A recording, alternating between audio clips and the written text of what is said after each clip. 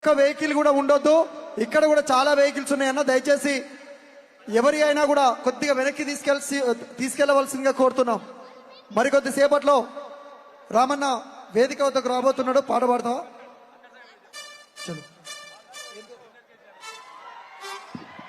Junior KCR గారు వచ్చారు.